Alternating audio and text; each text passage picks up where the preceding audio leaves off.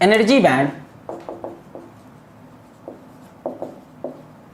For N type,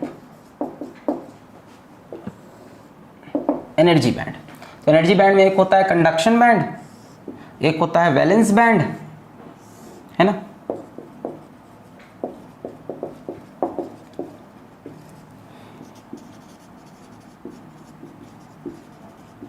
एक होता है कंडक्शन बैंड, एक होता है वैलेंस बैंड। इसको हम वी भी बोल देते थे, इसको हम सी भी बोल देते थे, और इनके बीच में जो गैप होता है उसको हम बोलते हैं फॉरबिडन एनर्जी गैप। तो फॉरबिडन एनर्जी गैप की वैल्यू कितनी होती है? 0.72 इलेक्ट्रॉन वोल्ट होती है जर्मेनियम के केस में, और 1.1 इलेक्ट्रॉन वोल्ट होती है सिलिकॉन के केस में। तो इलेक्ट्रॉन का यहाँ से यहाँ जाना बहुत टफ होता है, बहुत हीट चाहिए होता है। पर एन टाइप में क्या हुआ? एन टाइप में एक डोनर आ गया, और जो डोनर आया फॉस्फोरस या कोई भी पेंटावैलेंट एटम, उसका 5th इलेक्ट्रॉन काफ़ी फ्री है, वो बहुत इजीली कंडक्शन बैंड में जा सकता है, काफ़ी फ्री है, उसको बहुत एनर्जी नहीं चाहिए, बहुत थोड़ी सी एनर्जी चाहिए। यानी वो इलेक्ट्रॉन, डोनर का इलेक्ट्रॉन पहले से कंडक्शन बैंड के क्लोज है। ये इसको हम बोलते हैं डोनर लेवल। ये जो फास्फोरस का 5वां इलेक्ट्रॉन है, ये वैलेंस बैंड में नहीं माना जाएगा, वैलेंस बैंड में नहीं। 4 जो है वो तो वैलेंस बैंड में बंधे हुए, पर जो 5वां इलेक्ट्रॉन है उसकी एनर्जी ऑलरेडी ज्यादा है, तो उसकी एनर्जी यहां नहीं दिखाते, उसकी एनर्जी हम काफी ऊपर दिखाते हैं, डोनर लेवल।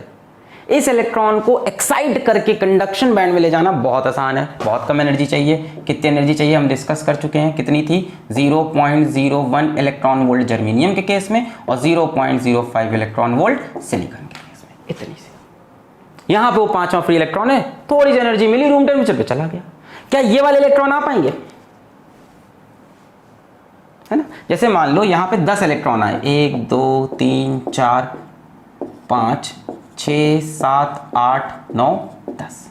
तो 10 में से 9 इलेक्ट्रॉन तो इस फास्फोरस ने दिए हैं, 5th वाला इलेक्ट्रॉन डोनर से आए हैं, कचक कचक कचक कचक कचक। ये ऊपर क्यों बना है समझ में आ रहा है ना, क्योंकि एनर्जी बहुत कम चाहिए, इसके पास ऑलरेडी इस इलेक्ट्रॉन पास काफी एनर्जी थी, बंधा हुआ नहीं। तो 9 इलेक्ट्रॉन तो यहीं से आए। एक इलेक्ट्रॉन हो सकता हो वैलेंस बैंड से आया हो, वैलेंस बैंड से आया हो मतलब बॉन्ड तोड़कर हो सकता हो कोई एक इलेक्ट्रॉन आया हो। और जब बॉन्ड तोड़ के कोई इलेक्ट्रॉन बाहर आएगा तो अपनी जगह पे होल छोड़ जाएगा, यानी यहां पे कोई एक होल हो सकता है, बाकी ये बॉन्डेड इलेक्ट्रॉन। अब मुझे बताओ इसके एनर्जी बैंड में क्या नंबर ऑफ इलेक्ट्रॉन और नंबर ऑफ होल बराबर हुए? इलेक्ट्रॉन्स ज्यादा हैं, फ्री इलेक्ट्रॉन्स ज्यादा हैं। क्यों? ये कौन सा इलेक्ट्रॉन है? तो बाउंडेड इलेक्ट्रॉन है वैलेंस बैंड की। ये क्या है? Hole. 9 electron in conduction band are from donor. 1 electron hole pair is generated due to breaking of covalent bond, है ना। बहुत ज्यादा नहीं ब्रेक होंगे, मतलब बहुत कम। 9 इलेक्ट्रॉन तो यहीं से पहुंचे होंगे, 1 2 3 4 5 6 7 8 9। ये कहां से पहुंचे? फास्फोरस के एटम से। क्रिस्टल में ढेर सारे फास्फोरस के एटम है, कोई एक इलेक्ट्रॉन आया है बॉन्ड तोड़ के, और वो जब आएगा तो होल को छोड़कर जाएगा। अब आप क्लियरली देख सकते हो नंबर ऑफ फ्री, ये फ्री इलेक्ट्रॉन्स है, एनी यही होता है, ये वाले इलेक्ट्रॉन नहीं गिरोगे, ये तो बाउंडेड इलेक्ट्रॉन्स है। Number of free electrons number of hole से काफी ज्यादा है।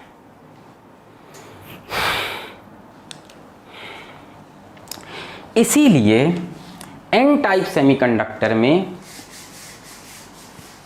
इसीलिए एन टाइप सेमीकंडक्टर में electrons are majority charge carriers. भाई आपको पता है 2 तरह के चार्ज कैरियर होते हैं, प्रीवियस लेक्चर में पढ़ाया था सेमीकंडक्टर 03 में, कि इलेक्ट्रॉन्स और होल। अब यहां होल है ही नहीं, यहां फ्री इलेक्ट्रॉन्स होते हैं। तो इलेक्ट्रॉन्स यहां पे क्या हो जाते हैं? Majority charge carriers, and holes are minority charge carriers. यहां हिसाब ये हो गया कि number of electron are much much greater than number of holes. जबकि आपको याद हो जो प्योर सेमीकंडक्टर है, जो इंट्रिंसिक सेमीकंडक्टर है, उसमें दोनों की वैल्यू बराबर होती है।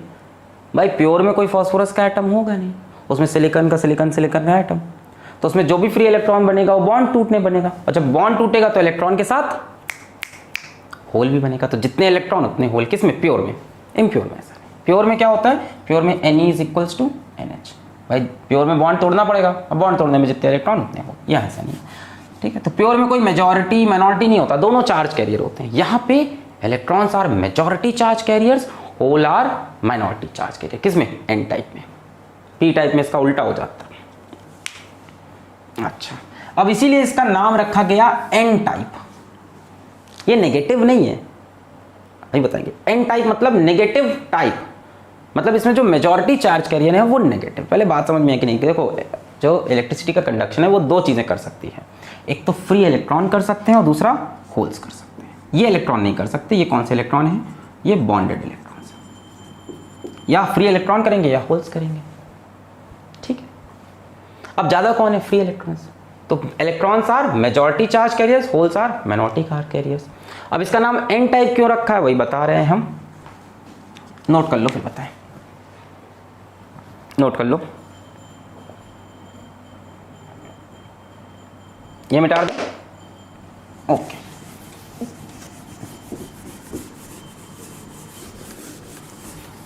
पॉइंट नंबर 6, 7 जो भी हो, 7 N टाइप। N टाइप मतलब negative type. As negative charge carriers, negative charge carrier कौन होते हैं? Electrons are majority. Positive charge carrier कौन होता है? होल। पता है ना होल कैसा चार्ज होता है? Positive charge. इलेक्ट्रॉन कैसा चार्ज होता है? नेगेटिव। तो इसीलिए इसका नाम रखा N टाइप, नेगेटिव टाइप, क्योंकि इसमें जो मेजॉरिटी चार्ज कैरियर है वो नेगेटिव है इलेक्ट्रॉन, होल्स इसमें मेजॉरिटी नहीं है। बेसिकली कहां से आ रहे इलेक्ट्रॉन? इम्प्योरिटी आइटम से, डोनर से। अब मैं क्या बोल रहा हूं कि ये एक्चुअल में नेगेटिव, पहले ये समझ में आया कि N टाइप नाम क्यों है। एक्चुअल में नेगेटिव नहीं है, पहले तो ये बता देते हैं। नेगेटिव टाइप है क्योंकि इसमें जो ज्यादा कंडक्शन हो रहा है वो किसकी वजह से हो रहा है? नेगेटिव चार्ज की वजह से, इलेक्ट्रॉन की वजह से। अब N type semiconductors are neutral. अरे भैया N टाइप हो P टाइप हो दोनों न्यूट्रल होते हैं, आर न्यूट्रल। अब सर ये कैसे कह रहे हैं आप? सुनो, पेंटावेलेंट इंप्योरिटी, आपको लग रहा है सर इलेक्ट्रॉन तो ज्यादा है, पेंटावेलेंट इंप्योरिटी एक इलेक्ट्रॉन एक्स्ट्रा लेके आता है। Pentavalent impurity brings 1 extra electron. चलो माना मैंने तुम्हारी बात, यही तो तुम कह रहे हो ना कि सर पेंटावेलेंट इंप्योरिटी आया तो एक इलेक्ट्रॉन तो एक्स्ट्रा लेके आया तो नेगेटिव होना चाहिए, but it also brings 1 extra proton है। हाँ, जैसे मान लो आपका क्रिस्टल जो था वो सिलिकॉन का था, सिलिकॉन में 14 proton 14 electron, atomic number 14 14 proton 14 electron, valence shell में 4 इलेक्ट्रॉन है। एक सिलिकॉन गया, उसकी जगह एक फास्फोरस आया, फास्फोरस में 15 इलेक्ट्रॉन और 15 प्रोटॉन भी तो हैं। हम फ्री इलेक्ट्रॉन बढ़ गए, क्रिस्टल में फ्री इलेक्ट्रॉन ज्यादा है, बट वो फास्फोरस का एटम भी तो क्रिस्टल के अंदर है जिसके अंदर एक प्रोटॉन एक्स्ट्रा है। एक सिलिकॉन बाहर गया, ठीक है, 14 प्रोटॉन 14 इलेक्ट्रॉन बाहर, एक फास्फोरस अंदर आया 15 इलेक्ट्रॉन, एक इलेक्ट्रॉन ज्यादा, अरे तो 15 प्रोटॉन भी तो आए उसके न्यूक्लियस में। तो ये इलेक्ट्रिकली न्यूट्रल होते हैं, चाहे P टाइप हो चाहे N टाइप हो, टाइप है तभी तो टाइप लगाया। P सेमीकंडक्टर नहीं, N semiconductor, P type, negative type. देखने में लगता है नेगेटिव है क्योंकि मेजॉरिटी चार्ज के इलेक्ट्रॉन्स हैं जो कि नेगेटिव चार्ज है, एक्चुअल में इसमें कोई चार्ज नहीं है, न्यूट्रल होते हैं N टाइप। समझ में आ रहा है? यहाँ से एक सिलिकॉन गायब हुआ, 14 प्रोटॉन 14 इलेक्ट्रॉन गायब, न्यूट्रल है। फिर फास्फोरस अंदर आया, एक एक्स्ट्रा इलेक्ट्रॉन वैलेंस शेल में, तो साथ में एक एक्स्ट्रा प्रोटॉन भी तो लाया अपने न्यूक्लियस में। क्लियर? ये आपका हुआ N टाइप सेमीकंडक्टर, इसको नोट कर लें, फिर हम पढ़ते हैं P टाइप सेमीकंडक्टर्स।